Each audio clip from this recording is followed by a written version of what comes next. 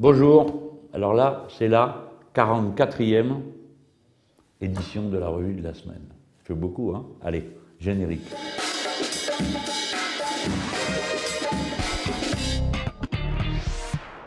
Alors, je suis sûr que vous avez vu passer l'info parce qu'elle est tellement stupéfiante.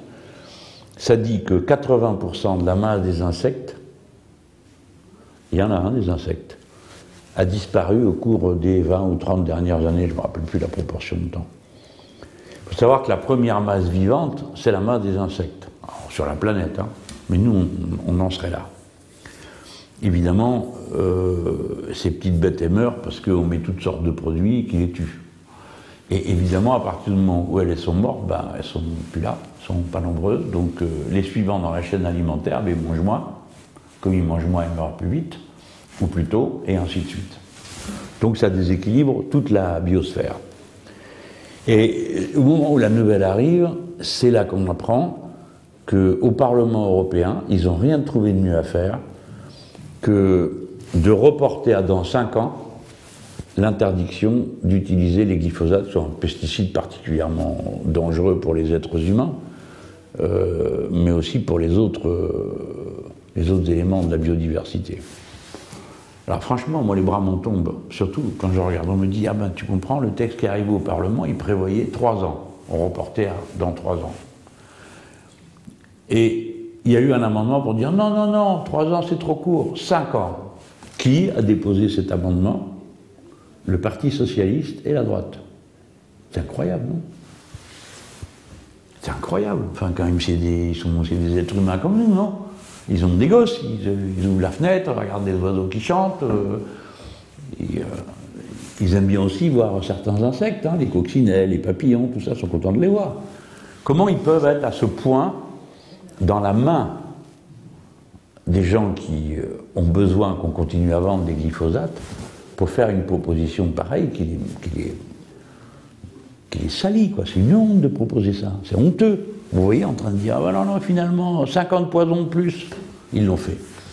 Alors, au Conseil européen, ils sont un peu moins sauvages, donc ils ont décidé de reporter la décision. Il va bien falloir qu'ils décident, parce que l'autorisation d'utilisation du Roundup, elle expire là à la fin de l'année. Bon, moi ça me va, elle expire, terminée, il n'y en a plus. Enfin, il n'y en a plus. Quelqu'un m'a envoyé un message sur Messenger pour me dire il faut que vous disiez que, par chez nous, c'est quelqu'un qui m'écrit depuis la Loire-Atlantique. Et il me dit voilà, moi j'ai des copains maraîchers et ils me disent qu'il y a un produit qui est déjà interdit depuis 5 ans, mais ils continuent à l'utiliser parce que c'est la loi, hein, ils ont le droit, tant qu'ils ont du stock. Et puis tant que l'usine a du stock. Donc ça prend des années pour épuiser cette cochonnerie dans le temps. Donc je le signale parce que ça veut dire que le jour où ils interdiront le Roundup, ça ne sera pas pour dire du jour au lendemain, plus personne n'en met, hein. Ça sera pour dire oui, compte tenu du temps que... Bon, voilà. C'est des mauvaises nouvelles, je préfère commencer par ça. Et puis obliger tout le monde à réfléchir, parce que ce sont, je répète pour ceux qui n'ont pas bien compris, le Parti socialiste et la droite. Il y a un nom hein, pour quand il y a des trucs inacceptables de fait. Il faut s'en souvenir après les gens, hein, pas juste pleurer, et puis après quand arrivent les élections, tchouf, on a tout oublié. Ben non.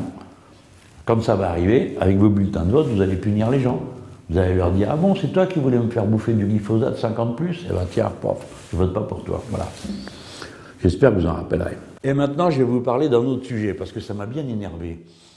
Je regarde le journal, j'écoute la radio, formidable, M. Macron a remporté une grande victoire au niveau européen sur les travailleurs détachés.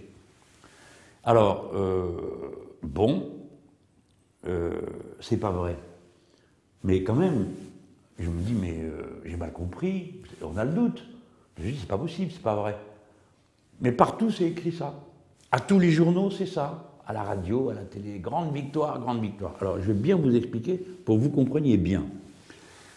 Un travailleur détaché, c'est quelqu'un qui vient dans notre pays pour travailler, par exemple, dans le nôtre. Un Polonais ou un Tchèque qui viennent en France travailler. Jusque-là, ça c'était permis, figurez-vous. Hein. Alors, bien sûr, il a la liberté de circulation, on est d'accord à l'intérieur de l'Europe. Mais là où quand même, c'était vraiment honteux, c'est qu'ils venaient et ils étaient payés avec un lance-pierre, au prix du salaire de son pays d'origine. Comment voulez-vous qu'une quelconque entreprise d'artisans lutte contre ça. Elle ne peut pas. Parce qu'une entreprise qui est en France, elle paye les travailleurs au prix français, convention collective, accord de branche, tout ça, d'accord? Et avec des cotisations sociales en France. Le travailleur détaché, il est arrivé, il payait ses cotisations sociales dans son pays et il était payé au tarif qui convenait à celui qui proposait de le faire venir. OK? Donc évidemment, ça a marché du feu de Dieu dans des tas de branches. Évidemment que chaque fois qu'il y avait des travailleurs détachés qui arrivaient dans une branche, le premier résultat, c'est qu'évidemment, c'est eux qui travaillent et pas d'autres, qui sont dans le coin pourtant et qui sont au chômage. Et puis deuxièmement, c'est que ça coule les autres entreprises qui jouent le jeu loyalement. Donc c'est un problème, le travail détaché. Quand je m'en suis mêlé, alors là, ça a été la levée de bouclier universel. Comment Mélenchon, xénophobe, il s'en prend aux étrangers. Moi, je sais que le problème de la main-d'œuvre immigrée, on doit le régler de manière concrète, se poser des questions concrètes avec des réponses concrètes. Exemple, les travailleurs sans papier. Il y a un travailleur qui il est là, il a son contrat de travail, il va au boulot, il rentre à la maison, il paye ses impôts, etc. Il paye sa sécu. Ben, je suis pour qu'on lui donne des papiers. Voilà. Parce qu'il travaille, parce qu'il remplit son devoir. Et quand on fait un sondage et que vous le présentez comme ça en disant est-ce que vous êtes d'accord pour qu'un gars ou une fille qui n'a pas de papier, mais qui est là depuis 5 ans et qui a un contrat de travail et tout, est-ce qu'on lui donne des papiers? Ben, figurez-vous que la réponse, c'est pas un fantasme. À 70%, les gens disent « je suis d'accord ». Comme si les gens réfléchissent. Ils ont de la tête, ils n'ont pas seulement un cœur, ils réfléchissent. C'est mieux comme ça. Parce que si le gars ou la fille a des papiers, il peut se défendre, il peut protester, il peut obtenir un meilleur salaire avec les autres, et il ne sert pas tel ou tel patron malveillant à faire baisser les salaires pour tout le monde. Voilà. Voilà. Alors le travailleur détaché, donc, ils arrivaient, on les payait avec un lance-pierre et ils cotisaient dans leur pays d'origine, si jamais ils cotisaient. Parce que personne n'a été vérifié s'ils cotisaient vraiment ou pas. Et donc, je me suis opposé à ça. Et donc, j'ai eu droit à une levée de bouclier. Et ensuite, les autres responsables politiques, tout le monde est venu se mêler de travailleurs détachés. Moi, je le sais parce que qui m'en a parlé la première fois? Des militants syndicalistes ouvriers. C'est eux qui m'ont dit « ça ne peut plus durer ». Nous, on est dans la solidarité, donc on ne va pas balancer les copains, mais ça ne peut plus durer. De voir comme ça des gens à rappliquer pour 3 mois, pour 4 mois, payés avec un lance-pierre et qui ne cotisent pas. Alors, donc, M. Macron a fait pareil. Il s'est jeté aussi sur la question des travailleurs détachés. Et il a dit « nous allons voir ce qu'on va voir, ça ne peut plus durer », il tape sur la table. Ouais, qu'est-ce que tu veux faire? Vas-y, explique, qu'on comprenne ce que tu dis. Qu'est-ce qu'il propose de faire? Il dit « bon, eh ben maintenant on va mettre une limite dans le temps pour chaque contrat de travail détaché. » Alors, nous, on se gratte la tête, on dit, mais c'est pas le sujet. Le sujet, c'est qu'un travailleur comme ça coûte moins cher, et s'il coûte moins cher, c'est du dumping, c'est pour ça qu'il vient. Qui racontez pas d'histoire, pourquoi on fait venir un travailleur détaché, à votre avis? Il n'y a pas des bons plombiers, il n'y a pas des bons plâtriers, il n'y a pas des bons peintres en France? Bien sûr que si. Alors, M. Macron, quand il dit on va réduire le contrat dans la durée de temps, c'était quoi jusqu'à présent l'autorisation? 24 mois. Ah bon? Puis les gens qui viennent, il reste combien de temps? 6 mois. Chose comme ça. Donc franchement, ce n'est pas le premier sujet. Ce n'est pas le sujet. Hein. Le sujet, ce n'est pas la durée du contrat de travail de ces pauvres gens. Le sujet, c'est comment ils sont payés et où ils payent. Alors là, dans l'accord, il est dit, mais ça existait, travail égal, salaire égal. Très bien. Ça ne règle pas le problème. Travail égal, salaire égal, très bien. Avec les autres éléments, oui, très bien. Mon œil. Parce que les autres éléments, ça dépend de l'entreprise. Et l'entreprise, elle peut décider qu'elle ne le fait pas. Pourquoi? Parce qu'il y a les ordonnances sur la loi travail. Avant, tu venais, pof, tu avais l'accord de branche et la loi, et s'il y avait une prime de ceci ou de cela qui était prévue, tu pouvais dire, bah, tout le monde la touche. Sauf que maintenant, il y a les ordonnances sur le code du travail. Et c'est dans chaque entreprise qu'on décide. Et voilà. Pourquoi? Tout ce qui est en dehors du salaire, c'est pas sûr du tout que ces gens en voient la couleur. Mais je laisse ça de côté, je laisse tout ça de côté. Si c'est pour ça qu'il faut applaudir, je réponds non. Parce que le fond de l'affaire, c'est que les cotisations sociales du travailleur détaché, elles continuent à être payées dans le pays d'origine. D'accord? Donc de toute façon, un travailleur détaché, même à salaire égal pour travail égal, il coûte moins cher qu'un travailleur qui est ici et qui paye ses cotisations pour la sécurité sociale française. Voilà. Donc, moi, ce que je reproche aux travailleurs détachés, c'est pas d'être un étranger, c'est que l'emploi d'un travailleur détaché dans les conditions du travail détaché ruine le budget de la sécurité sociale. C'est facile à comprendre. Mais lui, Macron, c'est pas son problème apparemment, parce qu'il a même trouvé un truc, personne ne dit rien dans ce pays. Donc, il dit, ah ben oui, ben moi voilà mon idée, voilà, ils paieront dans le pays, par exemple s'ils sont en France, la valeur de ce qu'ils doivent à la France, mais ils ne payent pas à la sécurité sociale française, ils le paieraient à un fonds européen de rattrapage de je ne sais pas quoi. Heureusement, toutes ces folies n'ont pas lieu, hein, tout ça ne s'applique pas, personne ne discute d'un truc pareil. Mais pourtant, lui, il l'a dit. Il l'a annoncé dans son discours à la Sorbonne sur l'Europe, sur sa grande vision de l'Europe. Donc ça veut dire que pour lui, la question de la sécurité sociale, ça ne compte pas. Ce n'est pas un sujet dans son esprit. D'accord ? Et ça, c'est très important parce que c'est un indice sur ce qu'il a dans la tête à propos de la sécurité sociale. Donc moi, déjà, je vais rappeler ma position. Je suis contre le travail détaché. Je ne vois pas pourquoi il y aurait un statut pour ça. Un travailleur qui vient dans notre pays, il est embauché en France, très bien, il est payé comme un travailleur de notre pays, d'après les conventions collectives de notre pays, et deuxièmement, il paye sa sécu en France. Ou sinon, c'est niette. Donc, si c'était moi qui m'en occupais, la réponse, ça serait opt-out. En France, plus de travailleurs détachés. Voilà, c'est simple à comprendre, ça. Parce que, dans l'accord qu'ils ont conclu, ça porte donc que sur la durée, et travail égal, salaire égal. C'est-à-dire pour rajouter les primes et le reste. D'accord ? Mais ça porte que sur la durée. Alors que ce n'est pas le problème. Mais si on dit, ah ben maintenant, personne ne peut être embauché plus de 12 mois, qu'est-ce que ça donne comme résultat ? Vous pouvez me dire ? Eh bien, c'est que sur 24 mois, vous aurez 2 travailleurs détachés au lieu d'un, c'est tout. Et le travailleur détaché en question, on aura aggravé ses conditions de travail. Moi, je me demande comment ils arrivent à faire fonctionner le fait que tu n'as pas le droit d'embaucher un gars plus de 12 mois, hein, avec ce qui a été décidé sur le contrat de chantier. Parce qu'en France, il y a un truc qui s'appelle contrat de chantier, maintenant, qui dit que tu restes là tant qu'il y a du boulot pour ce pourquoi tu as été embauché. D'accord ? C'est complètement incohérent leur affaire. Alors pourquoi pour les uns ce sera 12 mois ? Tout ça, c'est de la flûte.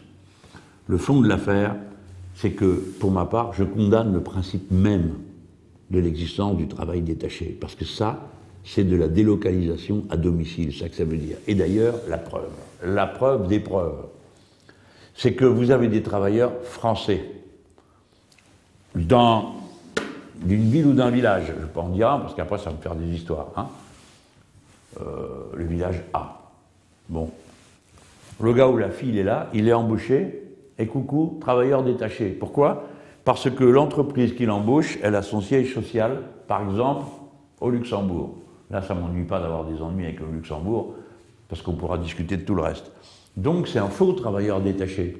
Il est juste détaché de la cotisation sociale à la sécurité sociale en France. On dit qu'il y a 10% des travailleurs détachés en France, c'est des gens qui sont français et qui sont embauchés à la triche. Qu'est-ce qu'il y a de prévu par l'accord sur le sujet ? Rien. Qu'a prévu l'Europe ? Rien.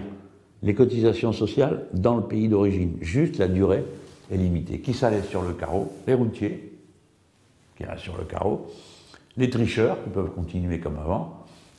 Et puis bien sûr, le scandale que représente dans une même entreprise pour faire le boulot des gens qui arrivent d'ailleurs, des gens du coin et qui ne sont pas payés au fond de la même manière parce qu'ils ne partagent pas les mêmes responsabilités. Donc, quand vous avez lu partout, grande victoire, etc. de M. Macron, vous pouvez vous dire une chose, c'est de la flûte.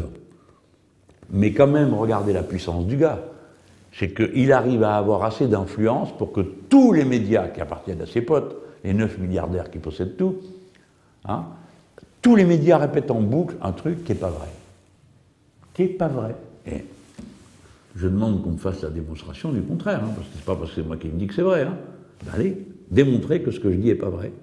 Démontrez-nous que la cotisation sociale va être payée en France et que donc un travailleur détaché coûte exactement le même prix qu'un travailleur français qui est embauché aujourd'hui ici pour faire le même boulot. Eh ben non, vous ne pouvez pas le démontrer pour la raison que c'est pas ça qu'a obtenu Macron. Moi, je vous dis ça pour que vous appreniez à vous méfier de ce que vous lisez ou voyez dans le journal, parce que souvent, c'est pas vrai. C'est pas vrai du tout. Et là, c'est pas vrai. Alors maintenant, je viens à la Sécu, parce que j'ai dit, ben, ça vous prouve ce qu'il a dans la tête. Pourquoi M. Macron ne s'intéresse pas trop au problème des cotisations Sécu ? Parce que lui, dans son esprit, progressivement, toute la sécurité sociale va être fiscalisée et rentrer dans le giron du budget de l'État. Donc, au bout du bout, ils s'en fichent de savoir où les gens payent leurs cotisations, parce qu'ils disent bientôt, il n'y en aura plus. C'est par l'impôt sur le revenu que, c'est l'impôt, pardon, pas que le revenu, pour l'impôt d'une manière générale, qu'on financera la Sécu. Parce que vous savez très bien que chaque fois qu'on annule une cotisation, l'État doit la payer à la Sécu, c'est normal. C'est l'État qui décide de supprimer des cotisations, c'est pas la sécurité sociale qui le décide. Donc c'est dans la loi, il est marqué chaque fois qu'il y a une exonération, à l'euro près, elle doit être payée par l'État. Alors j'aime mieux vous dire que des arriérés, il y en a dans l'État, hein, il y en a. Donc c'est pour ça que les cotisations, c'est pas son sujet obsessionnel. Puis je dis, bah, s'il y a des entreprises qui produisent à moins cher, bah, ça finira par faire baisser les salaires. Et dans sa tête à lui, c'est bon. Voilà. Et là, en ce moment, a commencé à l'Assemblée nationale, vous savez, il y a d'abord le débat, ça s'appelle projet de loi de finances, c'est-à-dire le budget de l'État. C'est quand même la grosse affaire. Hein. Et puis après, vous avez le projet de loi de finances de la sécurité sociale. PLFSS. D'accord? Bon, sécurité sociale. Alors là, ça a commencé hier, ce débat-là. Je ne vais pas vous saouler avec des chiffres et tout, puis il faut en dire, faut faire comprendre les choses une par une. Déjà, on pose le truc sur la table, et Madame la ministre a décidé qu'il y aurait 4,5 milliards de mois de dépenses à l'assurance maladie.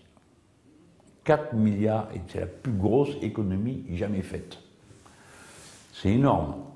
Alors vous me direz, bah écoutez, quand on n'est pas trop riche, c'est pas vrai, hein, la sécurité sociale, le déficit de la Sécu, ça doit être 8 milliards, une chose comme ça, c'est rien du tout. Parce que le budget de la sécurité sociale, il est supérieur au budget de l'État. Et les gens, vous savez ça? Le budget de la Sécu est supérieur au budget de l'État. Le budget de la Sécu, c'est nos petites cotises là aux uns et aux autres. C'est vous dire que le projet, il était bien pensé à la Libération. Hein, et ça disait, chacun selon ses moyens, tu payes en fonction de ce que tu as, mais tout selon tes besoins. C'est-à-dire, si tu es malade, bon, on te soigne.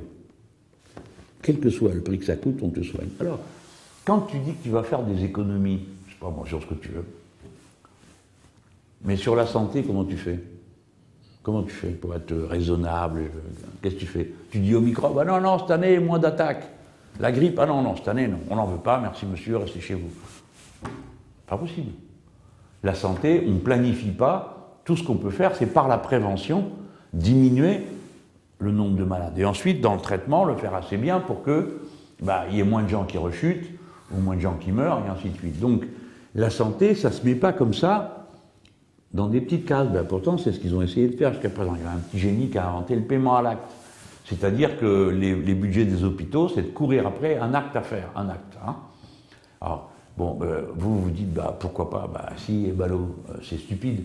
Je vous prends un exemple. Vous allez prendre quelqu'un qui a une maladie mentale. C'est long à soigner, ça. Vous faites quoi? C'est quoi l'acte? Hein? Alors, qu'est-ce qu'ils font dans les hôpitaux où ils veulent faire du chiffre? Justement, ils font des actes. Ça se discute, hein. Et puis après, ils ont inventé autre chose, ça s'appelle la durée moyenne de séjour. C'est-à-dire, on estime que telle maladie, toc, c'est tant. Je ne passe pas en revue l'aberration de ces deux décisions. Il semble d'ailleurs que la ministre dit « Ah oui, le paiement à l'acte, c'est pas une bonne idée. » Ah c'est bien. On vient quand même de passer un certain nombre d'années à le dire sans arrêt et à se faire traiter de tous les noms. Bref, 4,5 milliards d'économies dans la santé. J'ai pas compris.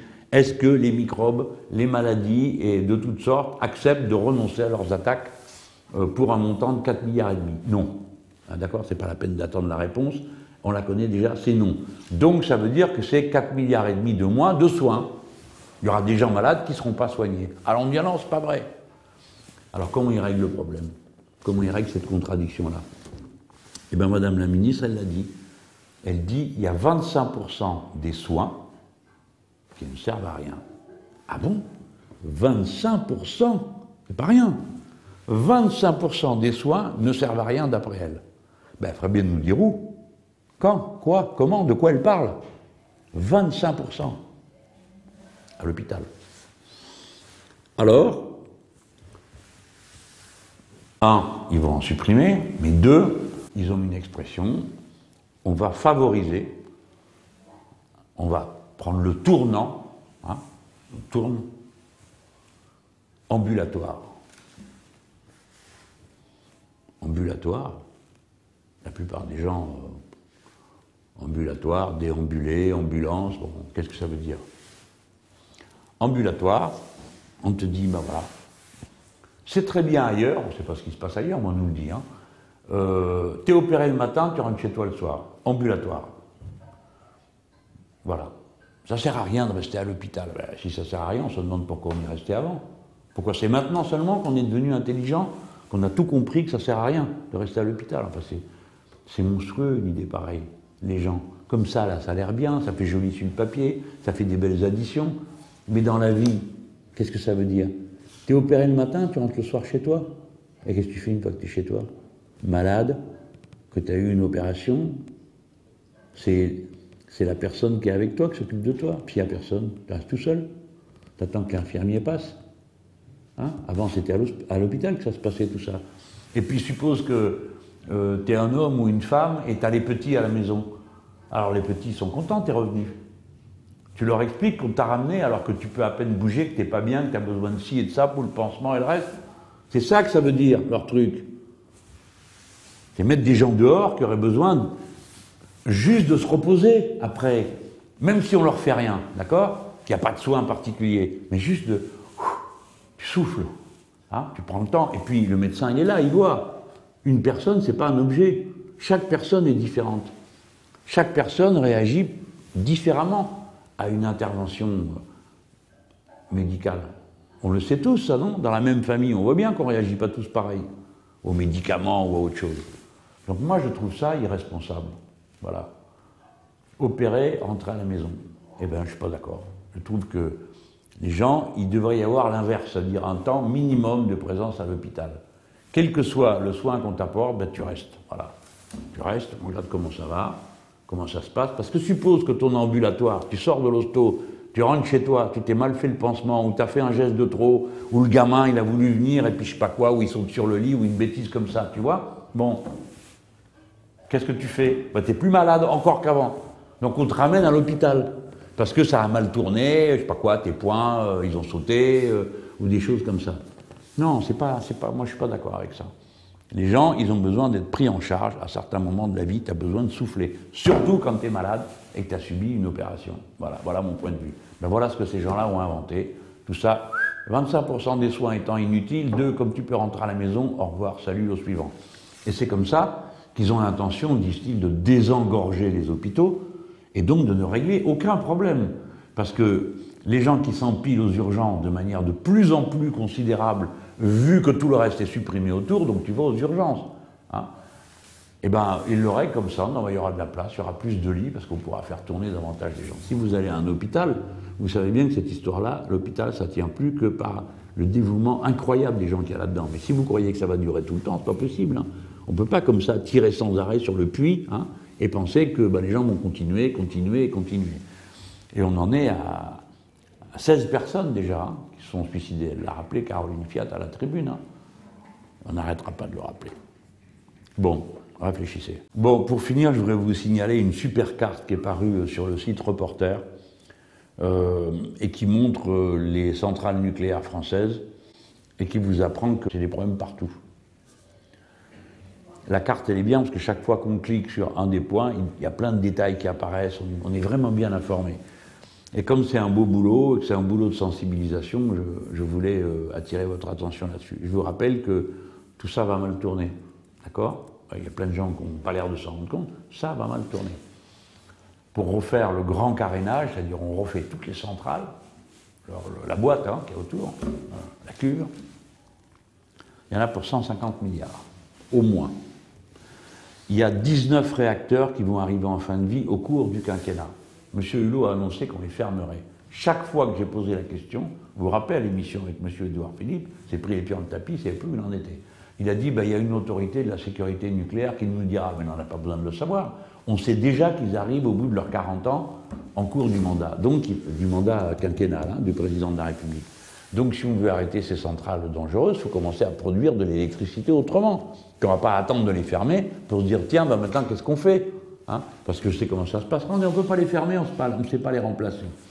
Donc c'est maintenant qu'il faudrait le faire. Donc moi je compte sur tout le monde pour faire un peu un travail hein, de sensibilisation, rentrer en soi-même, bien comprendre ce qui se joue là. Bon, et ben c'est le moment de se séparer. Si ça vous a plu, toc, un petit pouce bleu, parce que comme ça nous fait monter en tendance et ça encourage tous ceux qui travaillent avec moi pour faire cette petite émission. Et ça m'encourage moi aussi, hein, soit dit par parenthèse, parce que parler à une caméra c'est une chose, et c'en est une autre de voir le flot de petits pouces bleus qui passent. Et puis si vous faites ça, et ben voilà, c'est bon pour le moral, c'est bon pour le placement de la vidéo. Et puis si vous avez oublié de vous abonner, et ben vous pouvez vous abonner. Et comme ça, vous maintenez cette chaîne vidéo en tête de toutes les chaînes politiques du pays. Et moi, ça me plaît de savoir que je peux m'adresser directement comme ça aux gens, que je mise sur l'intelligence collective. Les gens n'aiment pas qu'on leur raconte des histoires.